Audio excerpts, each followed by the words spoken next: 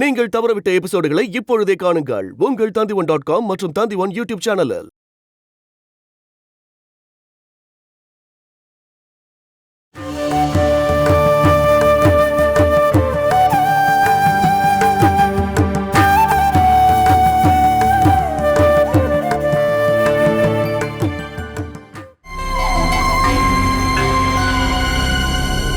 Honey please, நான் இன்னைக்கு ஒருத்தரோட பொண்டாட்டியா இருக்கேன். அது இன்னைக்கு. இதுக்கு முன்ன நேத்து நீ யாரா இருந்த? என்னோட காதலியா? நான் எப்பவும் அந்த நினைப்புல தான் இருக்கேன்.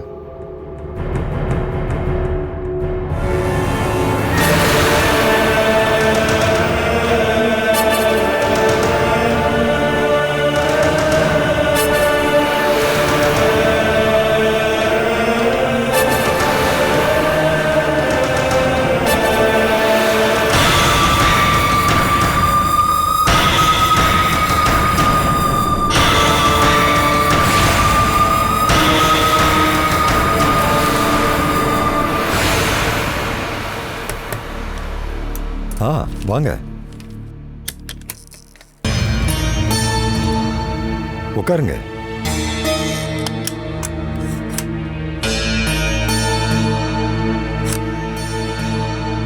என்ன முடிவு பண்ணிருக்கீங்க?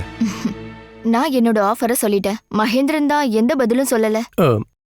நான் அதை பத்தி யோசனை தான் பண்ணிட்டு இருக்கேன். நீங்க என்ன முடிவு எடுத்தாலும் உடனே எடுக்கணும். பேங்க் அடுத்த நடவடிக்கைக்கு போகணும். நான் இவருக்கு ஒரு நல்ல ஆஃபர் தான் கொடுத்துருக்கேன். கம்பெனியோட எல்லா ப்ராப்பர்ட்டிஸ் அப்புறம் வீட்டுக்கும் சேர்த்து 4.5 கோடி ரூபான்னு சொல்லியிருக்கேன்.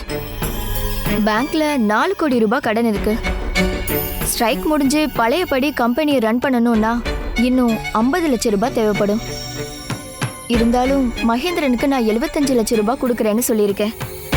என்னை பொறுத்த வரைக்கும் அது நல்ல அமௌண்ட் தான். சரிதான், இப்ப இருக்கிற சூழ்நிலையில அது ஒரு நல்ல அமௌண்ட் தான். நீங்க என்ன சொல்றீங்க? நான் 1 கோடி ரூபாய் எதிர்பார்க்கிறேன். உண்மையான மார்க்கெட் விலை கணக்கு போட்டா அந்த அளவுக்கு பணம் வர வாய்ப்பு இருக்கு. சரிங்க சார், இவரு கொஞ்சம் டைம் எடுத்து நல்லா யோசிக்கட்டும். நான் சொன்ன விலைக்கு இவங்களுக்கு ஓகேன்னா என் நம்பருக்கு கால் பண்ணுங்க. எனக்கு இன்னும் சில வேலைங்கெல்லாம் இருக்கு. சரிங்க மேடம், இத பத்தி நாங்க 2 பேரும் டிஸ்கஸ் பண்றோம். அதுக்கப்புறம் நான் உங்களுக்கு கால் பண்றேன்.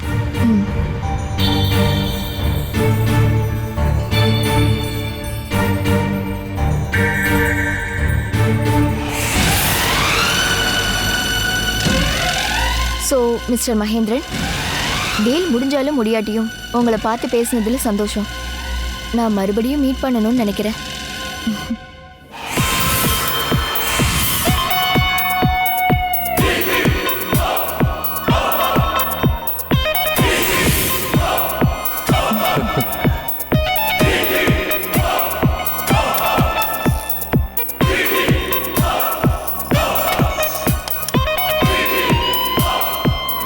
மகேந்திரன், ப்ராப்பர்ட்டி உங்களுடையது. அதை என்ன விலைக்கு விற்கலான்னு முடிவு பண்ண வேண்டியது அதோட ஓனரான நீங்க தான்.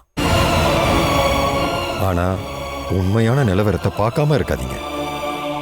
அவங்க சொன்ன 75 லட்சம் ரூபாய் ஒரு நல்ல ஆஃபர்னு தான் என் மனசுக்கு படுது. 50 லட்சத்துக்கு அதிகமா மேல வரமாட்டாங்க அப்படின்னு தான் நான் நினைச்சிட்டு இருந்தேன்.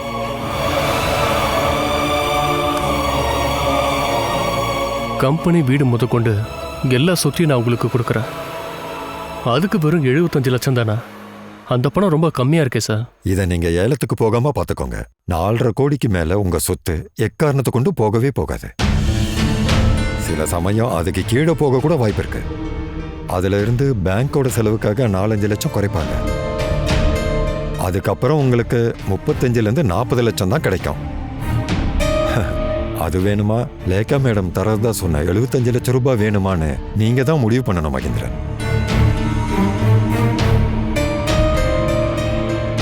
என் வீடு முதற்கொண்டு எல்லாமே போகுது சார். இப்ப கிடைக்கிற இந்த பணத்தை வச்சுதான் நானும் என் குடும்பமும் ஒரு வாழ்க்கையை ஆரம்பிக்கணும்.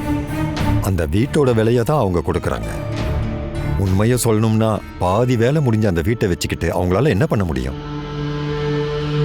வேலை முடிக்கணும்னா அதுக்காக ஒரு பெரிய அமௌண்ட்டை ஒதுக்கணும். அது மட்டும் இல்லாம அங்க குடியிருக்க அவங்க யாரும் இங்க இல்லையே, லண்டன்ல தானே இருக்காங்க.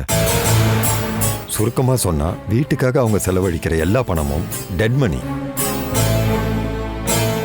அதை தெரிஞ்சு தானே அவங்க அந்த பணத்தை கொடுக்க சம்மதிச்சாங்க. டீல் நடக்கிறதுக்காக அவங்க பண்ண பிளான் தான் அது.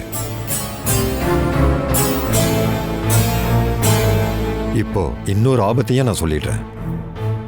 கம்பெனியும் வீட்டையும் ஏலத்துக்கு விட்டா ரெண்டையும் ஒன்னா ஏலத்துக்கு எடுப்பாங்கன்னு எனக்கு தோணல. கம்பெனியை எடுக்கிறவங்க பிசினஸ்காரங்களா இருக்க வாய்ப்பு இருக்கு. ஒருவேளை அவங்களுக்கு வீடு தேவையில்லைன்னா, அதே மாதிரி வீடு தேவைப்படுறவனுக்கு பிசினஸ்ல ஆர்வம் இருக்கணும்னு அவசியம் இல்லைல்ல. அப்படி நடந்தா ஏலத்தில் எடுக்க வேண்டிய தொகை இன்னும் குறையும். நான் என்ன சொல்ல வரேன்னா, லேகா மேடம் கூட பண்ண டீல் தான் ரொம்ப நல்லதுன்னு சொல்றேன். நான் இதை உங்ககிட்ட முன்னாடியே சொன்னேன். எனக்கு இந்த பிசினஸ்ல எந்த ஒரு இன்ட்ரெஸ்டும் இல்லை. விஜயலட்சுமி மேடம் இருந்த காலத்துல இருந்தே உங்களோட கம்பெனிக்கும் உங்களுக்கும் எனக்கு ஒரு நெருக்கம் இருந்தது. அதை தெளிவா சொல்லணும்னா, உங்களுக்கு நிறைய பணம் கிடைக்கும் அப்படின்னு தான் நான் ஆசைப்படுறேன். அதனால தான் இந்த விஷயத்துல உங்களை நான் கட்டாயப்படுத்துறேன். பிசினஸ்ல நீங்க எடுத்த பல முடிவுகள் தப்பா போனதுனால தான் உங்களுக்கு இன்னைக்கு இப்படிப்பட்ட சூழ்நிலை வந்திருக்கு. இந்த விஷயத்திலையும் உங்களுடைய முடிவு தப்பா போச்சுன்னா உங்க வாழ்க்கையில இதுக்கப்புறம் உங்களால தலை தூக்கி நடக்கவே முடியாது. நான் உங்ககிட்ட ஒரு ஆஃபர் பண்ணிக்கிறேன். லேகா மேடம் தரேன்னு சொன்ன 75 லட்சம் ரூபாவை வாங்கிட்டு ப்ராப்பர்ட்டியை அவங்க கிட்ட கொடுத்துருங்க. மகேந்திரன், அதுதான் ரொம்ப நல்லது. சரி. அப்படின்னா லேகா மேடத்துக்கு நான் இன்ஃபார்ம் பண்ணிடுறேன். சரி, சொல்லிடுங்க. அப்படின்னா நீங்க ஒரு பிரைமரி அக்ரிமெண்ட்டை ரெடி பண்ண வேண்டியிருக்கும். அதை நீங்க பேங்க்ல கொடுக்கணும். அதுக்கப்புறம் தான் அவங்க பேங்க்குக்கு கொடுக்க வேண்டிய பணத்தை எங்க கிட்ட கொடுப்பாங்க. அப்படி பணத்தை கொடுத்ததுக்கு அப்புறமா தான் பேங்க் டாக்குமெண்ட்டை ரிலீஸ் பண்ணுவாங்க. நீங்க அதுக்கு தயாரா? சரிங்க. நான் எங்க கையெழுத்து போடணும்னு சொன்னா மட்டும் போதும். எனக்கு வேற வழி எதுவும் இல்லைல்ல.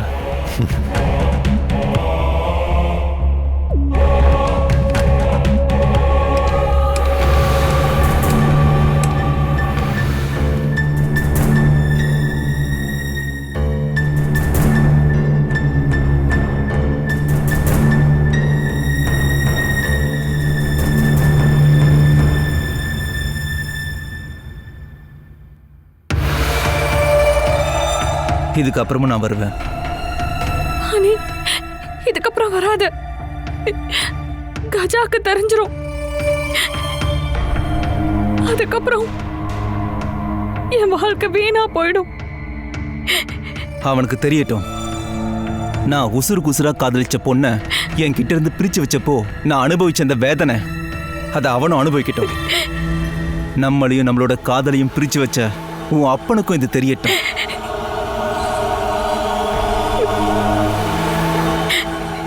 நான் இல்லாம உனக்கு மட்டும் எதுக்காகடி இந்த வாழ்க்கை? என் காதலியை பார்க்க இதுக்கப்புறமும் வருவேன்.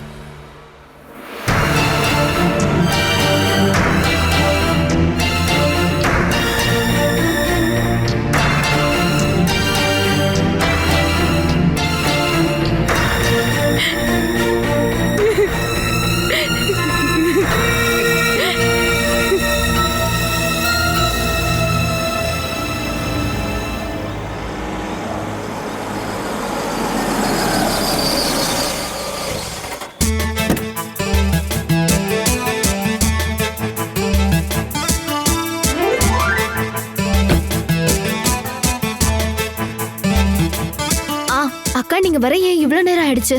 நான் ரொம்ப நேரமா உங்களுக்காக தான் வெயிட் பண்ணிட்டு இருந்தேன். நான் டிராஃபிக்ல மாட்டிக்கிட்டேன். ஏதோ அரசியல் கட்சியோட பேரணி நடக்குது. அதெல்லாம் முடியிற வரைக்கும் ரோடோட ஒரு சைடு ஃபுல்லா பிளாக் பண்ணிட்டாங்க. அதுக்கப்புறம் அங்கிருந்து வர லேட் ஆயிடுச்சு. பாட்டி எங்க? பாட்டி தூங்குறாங்க. அவங்களுக்கு கொஞ்சம் சளி இருக்குன்னு நினைக்கிறேன். கிளைமேட் சேஞ்ச் ஆச்சுல, அதனாலதான். நீங்க வாங்கக்கா.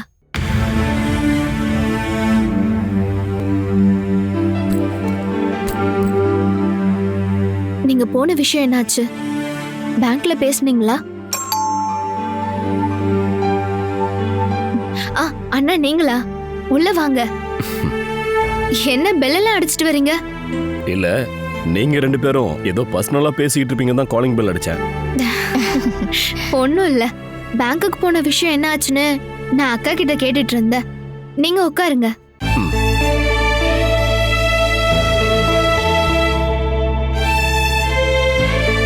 நான் பேங்க் மேனேஜர் கிட்டயும் பேசிட்டேன், மகேந்திரன் கிட்டயும் பேசிட்டேன். பேங்க்ல எந்த பிரச்சனையும் இல்ல. அவங்களுக்கு இப்ப யாரா இருந்தா என்ன, கிடைக்க வேண்டிய பணம் கிடைக்கணும், அவ்வளவுதான். அத மகேந்திரன் கொடுத்தாலோ இல்ல வாசவன் கொடுத்தாலோ இல்ல நாம கொடுத்தாலோ அவங்களுக்கு எல்லாமே ஒண்ணுதான். அதனாலதான் மேனேஜர் நமக்கு சப்போர்ட் பண்றாரு. வாசனோட ப்ரொபோசலை அவங்க ரிஜெக்ட் பண்ணிட்டாங்கன்னு நான் கேள்விப்பட்டேன். வாசவனோட கிரெடிட் ரேட்டிங் அந்த அளவுக்கு மோசமா இருக்கு. அந்த மகேந்திரன் கூட பேசுனீங்களா என்ன? அவர் மொத்தத்துல கன்ஃபியூஸ்டா தான் இருக்காரு. என்ன பண்ணணும்னு அவருக்கு ஒரு ஐடியாவும் இல்ல. வீட்டையும் பேங்க்காரங்க எடுத்துக்கிட்டதால கொஞ்சம் கவலையா தான் இருக்காரு. நான் ஒரு 75 லட்சம் ரூபாயை அவருக்கு ஆஃபரா கொடுத்துருக்கேன். அதுல கண்டிப்பா அவர் விழுந்துருவாரு. அந்த வேலைக்கு அவங்க ஒத்துக்கிட்டாங்கன்னா அடுத்த நடவடிக்கை என்னவா இருக்கும்?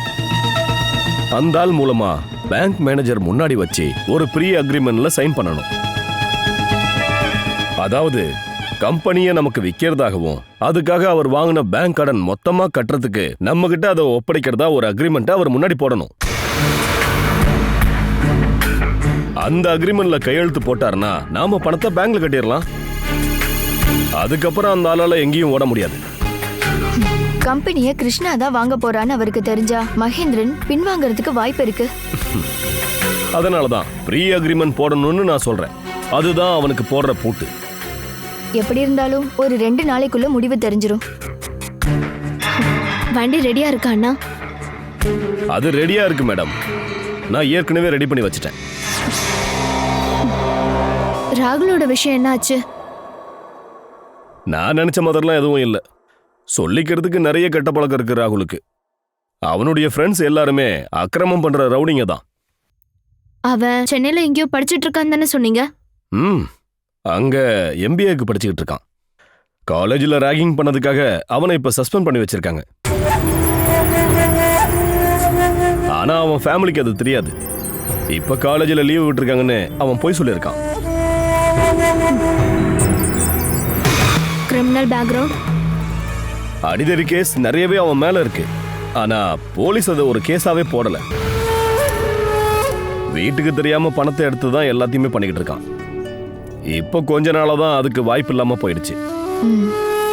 மாரல் சைட், காதல் பண்ணி பொண்ணுங்களை ஏமாத்துறது தான் அவனுடைய ஹாபி. அந்த விஷயத்துல அவன் ஃப்ரெண்ட்ஸை யாரையும் சேர்த்துக்கிறது இல்ல. கல்யாணம் பண்ணிக்கிறேன்னு எல்லா பொண்ணுங்க கிட்டையும் சொல்லுவான். சொல்ல போனா அவங்க எல்லாம் பெரும்பாலும் ஏழை வீட்டு பொண்ணுங்க தான். பணத்தையும் வசதியும் பார்க்கும்போது அவங்க கண்டிப்பா அதை நம்புறாங்க. கொஞ்ச நாளைக்கு அவங்கள கூட்டிக்கிட்டு ஹோட்டல் ரிசார்ட்னு ஊரை சுத்திக்கிட்டு வந்துடுவான். அப்புறம் அடுத்த பொண்ணுகிட்ட போயிடுவான். எல்லாமே இந்த ஊர்லயா இல்ல சென்னையிலயா? ரெண்டுலயுமே இருக்கு. இங்க பக்கத்துல கூட ஒரு பொண்ணு இருக்கா.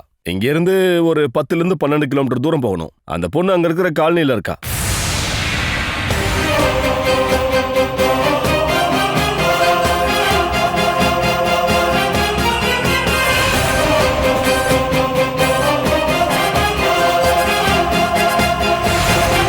அவளை பத்தின தகவல் ஏதாவது? அவளோட பேரு மணிமேகலை. அப்பாவும் அம்மாவும் இந்த ஊர் இல்ல, ஒரு ரயில்வே காலனியில தான் தங்கியிருக்காங்க. அப்பாவும் அம்மாவும் கூலி வேலைக்கு போறாங்க. அதுல 4-5 வருஷமா அவங்க அப்பா படுத்த படுக்கையா இருக்காரு. ஒரு பைக் வந்து இடிச்சிருச்சான். எல்லார்கிட்டையும் சொல்ற மாதிரி இவளையும் கல்யாணம் பண்ணிக்கிறேன்னு சொல்லி தான் வளைச்சு போட்டிருக்கான். அதுக்கப்புறம் கொஞ்ச நாள் போனதுக்கு அப்புறம் தான் அவளுக்கும் தெரிய வந்திருக்கு அவன் கல்யாணம் எல்லாம் பண்ணிக்க மாட்டான்னு. இருந்தாலும் அவன் கூப்பிடுற இடத்துக்கெல்லாம் அவ போறா. அது ஏன்னா அவ உண்மையா லவ் பண்றா. அவ்வளவுதானா? இப்ப இந்த இன்ஃபர்மேஷன் தான் கிடைச்சிருக்கு. இதுக்கப்புறமும் வேணும்னா விசாரிக்கலாம்.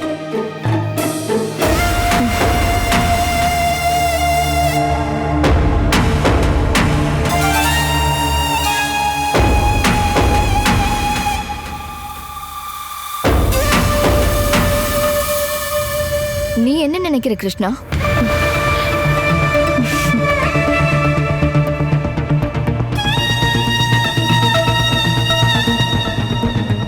அந்த மணிமேகலைய ராகுல் கல்யாணம் பண்ணா எப்படி இருக்கும்? எந்த பிரச்சனையும் இல்ல, நல்லதுதான்.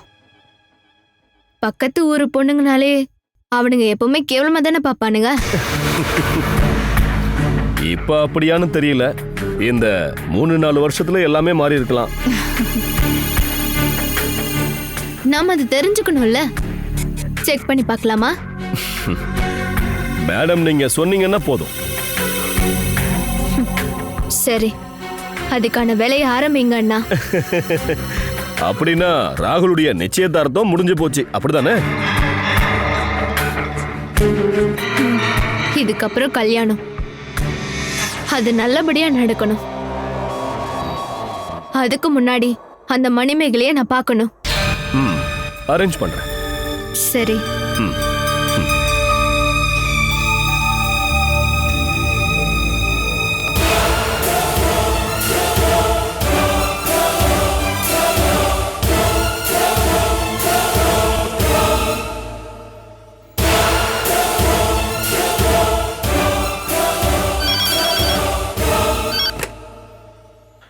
ஹலோ. ஹலோ சார், நான் சதானந்தம் பேசுறேன். எந்த சதானந்தன்? என் ஃப்ரெண்ட் சர்க்கிள்ல ஒரு 5-6 சதானந்தன் இருக்காங்க. அதுல நீங்க எந்த சதானந்தன் சொல்லுங்க. சிஐ சதானந்தம் பேசுறேன் சார். சிஐ சதானந்தனா?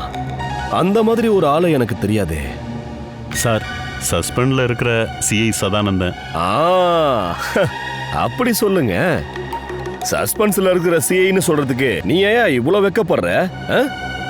இல்ல இப்பவும் நீ போலீஸ்ல தான் இருக்குங்கிற எகத்தாலாம் உனக்குள்ள இருக்கா? இல்ல சார், நான் சஸ்பென்ஷன்ல தான் இருக்கேன். நீ சஸ்பென்ஷன்ல இருக்குங்கிறதுக்கான அர்த்தம் என்ன தெரியுமா? உனக்கு போலீஸுங்கிற எந்த அதிகாரமும் இல்லைங்கிற அர்த்தம். இப்ப புரியுதா? புரியுது சார். இப்ப இல்லாத அதிகாரத்தை இருக்குங்கிற மாதிரி பாவனை காட்டுறது, அதே மாதிரி மத்தவங்க கிட்ட பேசுறதும் கிரிமினல் குற்றம் தானே சதானந்தா? ஆமா சார். சஸ்பென்ஷன்ல இருக்கும்போதே நீ இந்த கிரிமினல் தனத்தை பண்றன்னா அதுக்கான அர்த்தம் சஸ்பென்ஷன் ஆகியும் நீ இன்னும் திருந்தவே இல்லைங்கிறது தான் அதுக்கான அர்த்தம். மன்னிச்சிருங்க சார், நான் தெரியாம பண்ணிட்டேன். நான் சிஐன்னு இதுக்கப்புறம் சொல்ல மாட்டேன். இந்த ஒரு வாட்டி என்ன மன்னிச்சிடுங்க. இப்ப எதுக்காக கால் பண்ணீங்கன்னு சொல்லுங்க. சிஐ இல்லாத சதானந்தா? நாளைக்கு என் விஜிலன்ஸ் கேஸ் கோர்ட்டுக்கு வருது. அதுக்கு என்ன கேஸ்ல இருந்து காப்பாத்துறதா கிருஷ்ணா மேடம் சொன்னாங்க. சார், நீங்க கோர்ட்ல எனக்கு ஆதரவா? நான் கோர்ட்டுக்கு வந்தா உண்மையை தான் சொல்லுவேன். காரணம், கோர்ட்டு மேல எனக்கு நிறையவே மதிப்பு இருக்கு. நீதி தேவதைக்கு முன்னாடி நான் போய் சொல்ல மாட்டேன். அப்படின்னா நீங்க ஆஜராகாம இருந்தா? ஆஜராகலாமா வேண்டாமான்னு நான் தானே முடிவு பண்ணணும். என்ன காப்பாத்துங்க. மறுபடியும் வேலையில சேர உதவி பண்ணுங்க. இது என் வேண்டுகோள். நீங்க மறுபடியும் வேலைக்கு சேர்றதுனால எங்களுக்கு என்ன லாபம்? காக்கிய போட்டுக்கிட்டு நீ எங்களுக்கு துரோகம் பண்ண மறுபடியும் வருவல்ல? இல்ல சார், என்னோட சைட்ல இருந்து இதுக்கப்புறம் எதுவும் நடக்காது. வாக்கு கொடுக்கறேன். அதாவது உனக்கு திரும்ப வேலை கிடைச்சதுன்னா அதுக்காக நீ எங்களுக்கு நன்றியோட இருப்பியா என்ன? நிச்சயமா சார், 100% நன்றி உள்ளவனா இருப்பேன் என் வாழ்நாள் முழுக்க. சஸ்பென்ஷன் முடிஞ்சு நீ மறுபடியும் வேலைக்கு ஜாயின் பண்ணும்போது ஒரு சர்க்கிள் இன்ஸ்பெக்டரா தான் பண்ணுவ. உனக்கு எந்த பிரச்சனையும் இல்லைல்ல? இல்ல சார். கிருஷ்ணா மேடத்தோட தயவால தான் உனக்கு இந்த வேலை திரும்ப கிடைக்குது, சரிதானே? சரிதான் சார். அதுக்கான அர்த்தம் நீ கிருஷ்ணா மேடத்தோட சிஐயா இருக்க போறன்னு அர்த்தம். பிரச்சனை எதுவும் இல்லைல்ல? இல்ல சார். கிருஷ்ணா மேடத்தோட சிஐ அப்படின்னு சொல்லும்போது நீதி நேர்மையெல்லாம் மேடத்தோட வசதிக்கு ஏத்த மாதிரி நடத்தலாமா வேண்டாமான்னு நீ முடிவு பண்ண வேண்டி இருக்கும். அதுல உனக்கு எந்த பிரச்சனையும் இல்லைல்ல? இல்ல சார். உன் வாய்ஸ் ஏன் ரொம்ப டல்லா இருக்கு? நான் என்ன வேணாலும் பண்றேன் சார். நீங்களோ மேடமோ சொன்னா போதும், இந்த சதானந்தம் என்ன வேணாலும் பண்ணுவான். இதுக்கு முன்னாடி நான் பண்ண பாவத்துக்கெல்லாம் இது ஒரு பரிகாரமா இருக்கட்டுமே. என்னோட வேலையை எனக்கு திரும்ப தரணும். காக்கி திரும்ப கிடைச்ச உடனே எங்க எல்லாரையும் உன் கைக்குள்ள கொண்டு வரலான்னு இப்ப நீ நினைச்சுக்கிட்டு இருக்கல, அப்படிதானே? இல்ல சார், அந்த மாதிரி நான் கனவுல கூட நினைக்க மாட்டேன் சார். இதுக்கப்புறம் உங்களுக்கும் மேடத்துக்கும் எதிரா என்னுடைய விரலை கூட நான் அசைக்க மாட்டேன். நிச்சயமா சார். மற்ற யாருக்காவது எதிரா ஏதாவது பண்ணணும்னு சொன்னீங்கன்னா இந்த சதானம் தான் முன்னாடி நிற்பான். என்ன தாராளமா நம்பலாம். இப்ப என்ன மேடத்தோட ஆளாவே நீங்க நினைச்சுக்கோங்க. ம், சரி. நீ இவ்வளவு நேரம் சொன்ன எல்லாத்தையுமே நான் ரெக்கார்ட் பண்ணி வச்சிருக்கேன். இத நான் நாளைக்கு காலையில மேடத்துக்கிட்ட கொண்டு போய் கொடுக்க போறேன். மேடம் என்ன சொல்றாங்கன்னு பார்க்கலாம். இருந்தாலும் நீ நாளைக்கு அதிகாலையிலேயே கோர்ட்டுக்கு வந்துரு. சரி.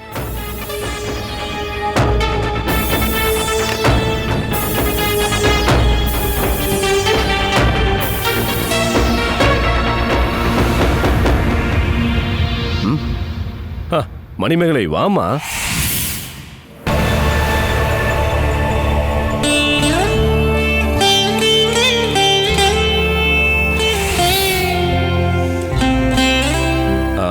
அம்மா, நீங்க உள்ள அந்த ரூம்ல உட்காருங்க. மேடம் உங்களை கூப்பிடுவாங்க. போங்க.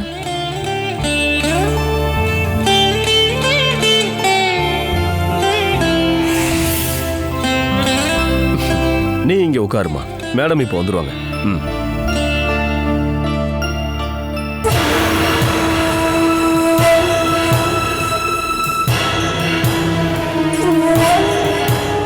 பயப்பட வேண்டாம், உட்காருமா. உனக்கு குடிக்க எதுவும் கொண்டு வரவா? இல்ல வேண்டாம். நீ இங்க உட்காருமா. இங்க பாருமா, மேடம் உன்னை திட்டுறதுக்காகலாம் வர சொல்லல. உனக்கு நல்லது பண்றதுக்காக சில விஷயங்கள் சொல்ல போறாங்க. நீ தைரியமா இங்க உட்காருமா.